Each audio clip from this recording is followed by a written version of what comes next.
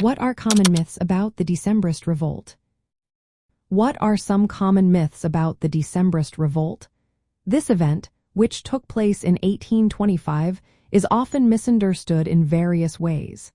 Let's break down some of the misconceptions surrounding this significant moment in Russian history. One myth is that the Decembrists had widespread support among the Russian elite. Many people think this revolt was a broad movement backed by aristocrats. In truth, the Decembrists were a small group of military officers and nobles. The majority of the elite, including most of the officer corps, remained loyal to Tsar Nicholas I.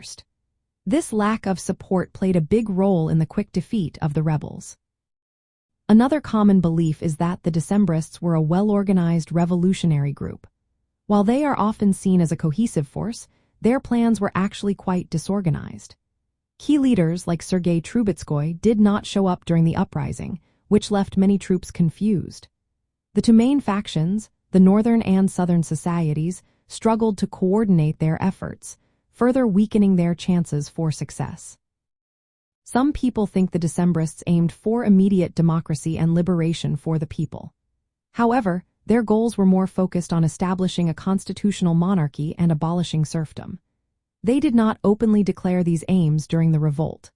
Instead, they framed their demands around loyalty to Constantine, the brother of Alexander I, to justify their actions. This shows a disconnect between their ideals and the practical steps they were willing to take.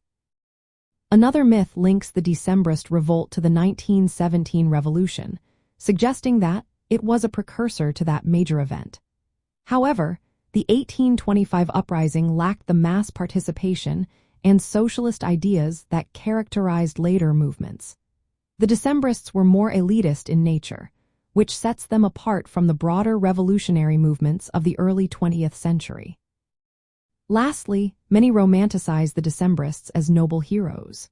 This portrayal often overlooks the fact that some participants renounced their actions when questioned.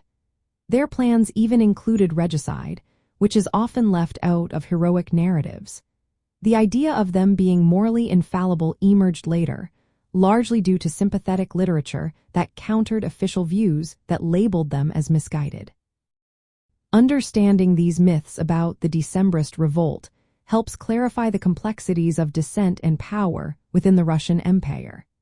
This failed uprising not only highlights the tensions between autocracy and reform in the 19th century, but also influenced the direction of Russia's political landscape for years to come.